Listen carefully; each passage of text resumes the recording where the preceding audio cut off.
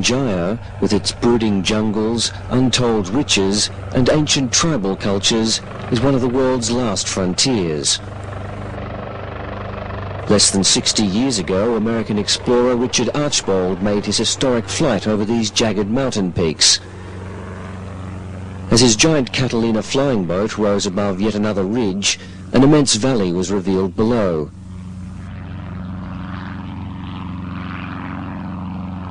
What it contained was breathtaking.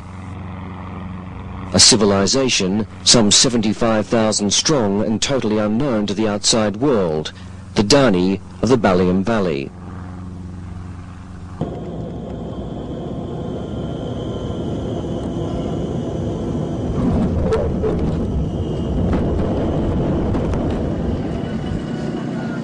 It wasn't until the mid-1950s that there was any foreign presence here, when small bands of missionaries began to arrive. The town of Wamena has now sprung up around the airstrip the missionaries built. That piece of asphalt is still the only link with the outside world.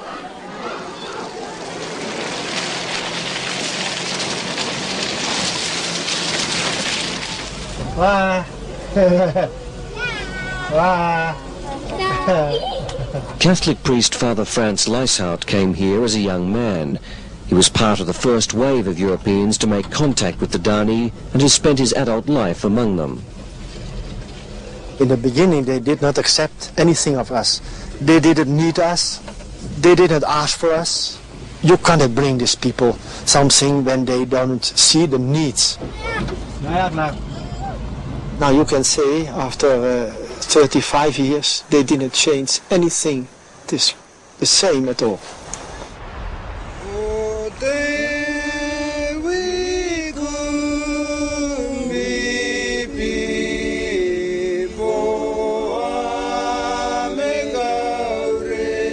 The past few decades may not have brought much cultural change to the valley, but the forces which govern it have shifted dramatically.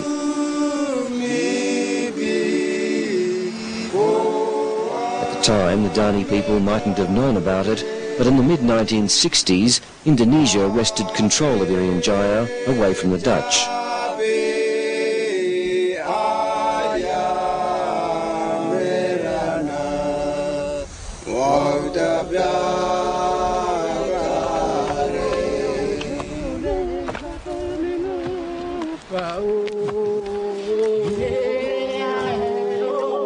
In a bountiful river valley, Dani elder Yowino Itlai and his fellow villagers are digging a new vegetable garden.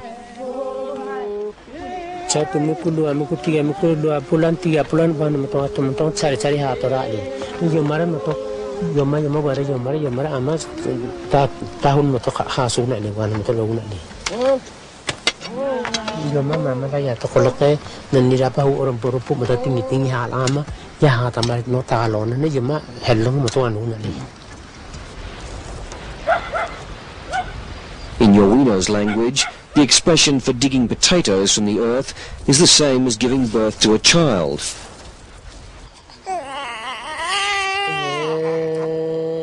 Always handled gently, some women say they can sometimes hear the unearthed potatoes calling out to them.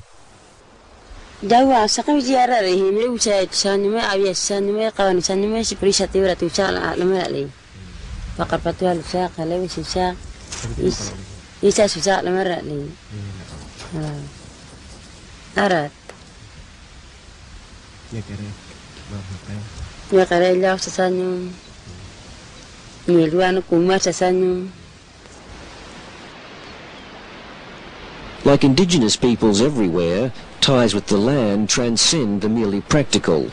Land and its bounty are a central part of the Dani's spiritual life. Land is for these people like a mother who gives all what they need. All what they need they get from their land. Not only the sweet potatoes but also the pigs. And also themselves. They tell you that they in the beginning came from the earth, yes. And they have a very great respect for land. What would happen if you took the Dani away from their land? Oh, they will die.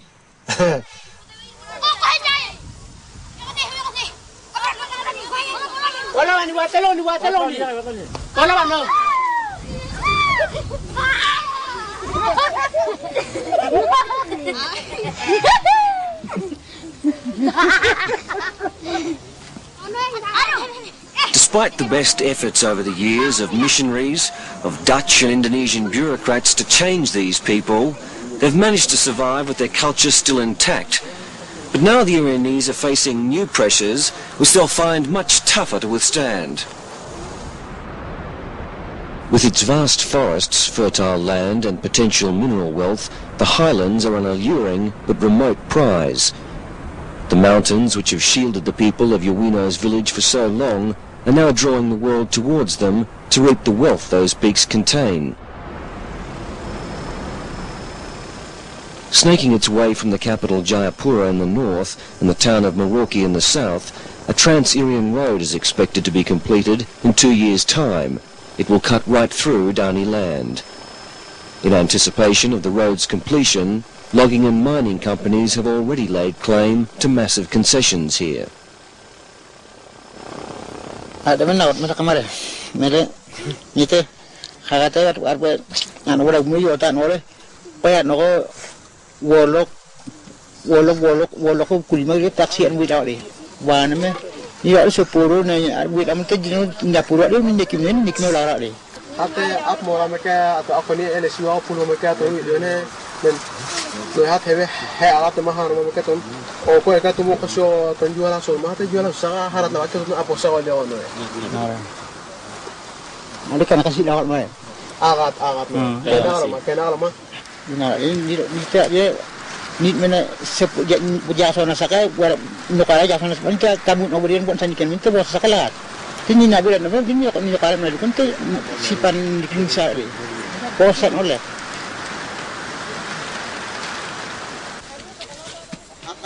But the Dani may not have much choice.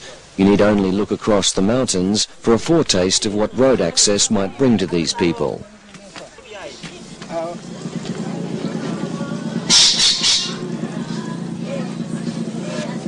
It's in the coastal areas, which are more accessible, where the results of the central government's policies can be most clearly seen. In many of these areas, indigenous people have already been overwhelmed by migrants and development. Some 700,000 migrants have settled here, making up between 30 to 40% of the population. And still more people are coming. The Indonesian government has undertaken a program to transmigrate and move people from Java to the outer islands, mainly because Java is now one of the most crowded or densely populated areas in the world. Transmigration camps like this one in Timika, carved out of traditional hunting grounds, dot the coastal areas of Irian Jaya. Wherever there's road or boat access, migrants can be found. Abdul Rosad came here 4 years ago. He was given a basic house, 2 hectares of land and a boat fare to start a new life away from overcrowded Java. Jadi ini kan sudah ditentukan dari atasan supaya untuk taraf hidup kita keturunan di sini jadi jiwa Irian Jaya.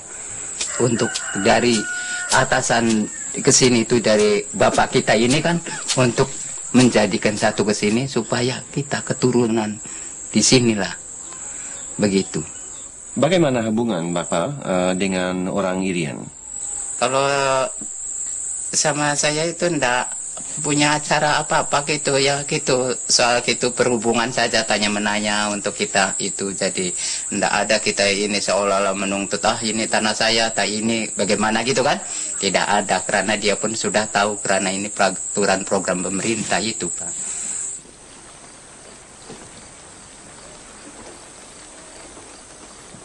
But the local Komoro people aren't so sanguine. The land used for the transmigration camps here once belonged to them. Their former nomadic existence, living off fishing and sago palms, gave them no rights under Indonesian land law. Nor did the Komoro have access to compensation for their traditional lands, now being used by outsiders. Marcus Okanapoka and his family have been consigned to resettlement villages like this one. Dari amai biri kapaharan ka. Wawachari ma awan mahe rogi gawa kapahara.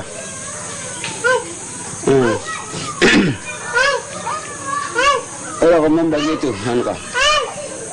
Orang yang mahe kesulatan apa mana. It's not just farmers that the Komoro have lost their land to, but also to the thousands of migrants drawn to the area in search of work at the nearby Freeport gold and copper mine. Pemerintah dan Freeport, hutan pun sekarang mereka ambil itu sudah tidak tahu itu yang punya hutan kayu itu siapa punya, mereka itu tebang sembarangan saja tanpa ada punya perundingan kepada yang punya pemilik. Akhirnya mereka tindak segala macam hal untuk menakutkan masyarakat.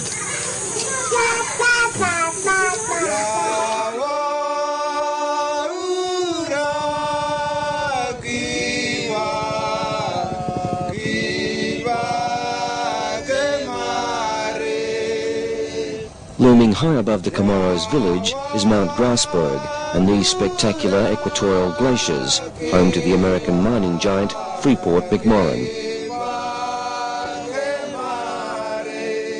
This is the largest single deposit of copper and gold in the world. It's a multi-billion-dollar bonanza for Freeport and the Indonesian government. And it looks like this is just the beginning. Much of the mountain spine of Irian Jaya appears to contain rich mineral deposits, and Freeport has recently expanded its concessions to cover 2.5 million hectares. Other companies are now prospecting as well.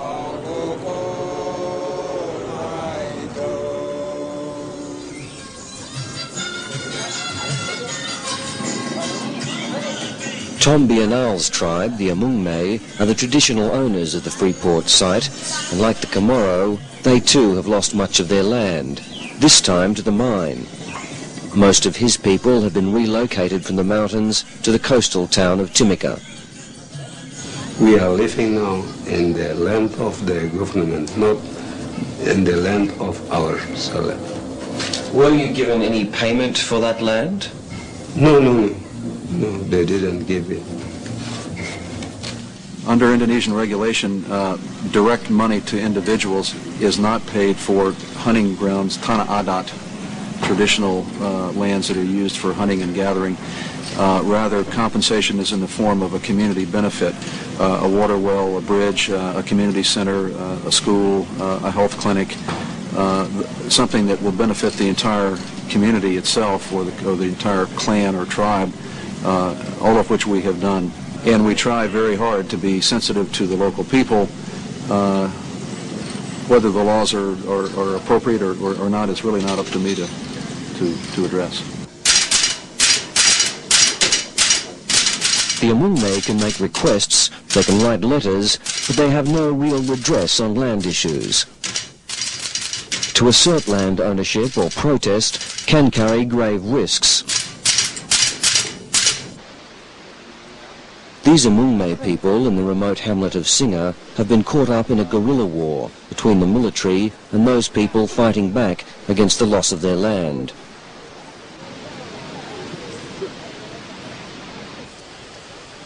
In June of last year, the outlawed OPM's leader, Kili Kwali, began appearing in the district, sparking a swift and harsh crackdown from the armed forces.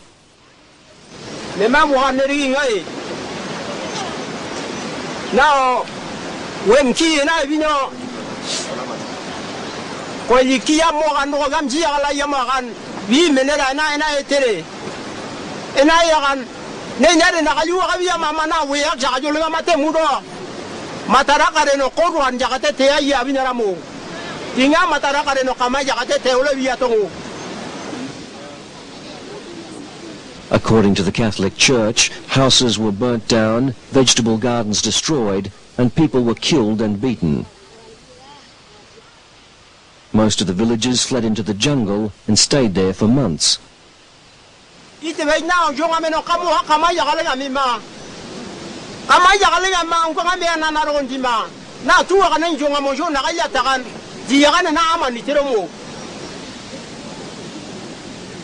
The people of Singa now live under military occupation. Like other Amungme tribes, the army wants to move them away from their traditional land to the more densely populated lowlands. In a climate where people are loath to speak out for fear of retaliation, the village leader put his case to us.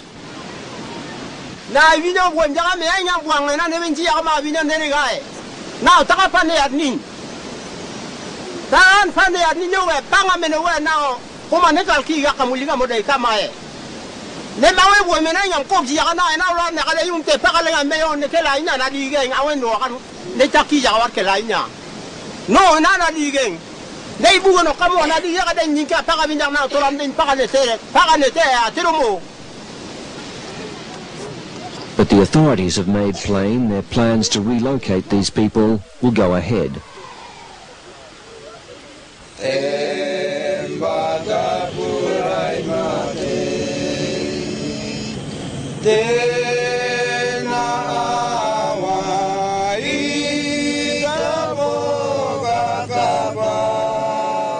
When the OPM raised another flag some months later at the mine site itself, the military's reaction was just as harsh, leading to reprisals which the Catholic Church says has resulted in the deaths of 16 people, including women and children.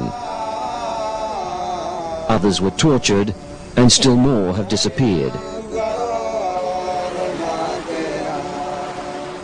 The Army has a legitimate role of providing security throughout Indonesia, including our operation here. Does that include shooting people if they raise OPM flags? I think you better talk to the Army about that. The Army has an obligation to provide security for operations such as Freeport. That's their job. Our job is to mine this deposit here in the most effective way possible, and we're doing that. The Indonesian Human Rights Commission has since begun an investigation, and the government is awaiting its report before drawing any conclusions. This may be, very investigative reporting, and I think we're very, very interested to know what really happened. The commander of the army has also made a statement earlier that he will certainly punish those perpetrators who are the cause of this problem.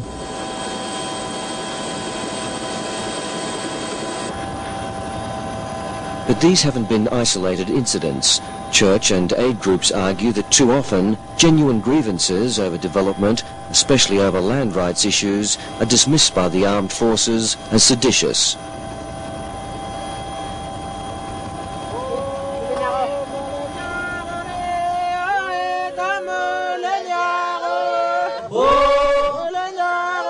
The Dani and people from other remote areas of Irian Jaya are facing major changes over the coming years. Be it migration, mining or logging, development is fast rolling back the frontiers of Irian Jaya and placing even greater pressures on a fragile local culture.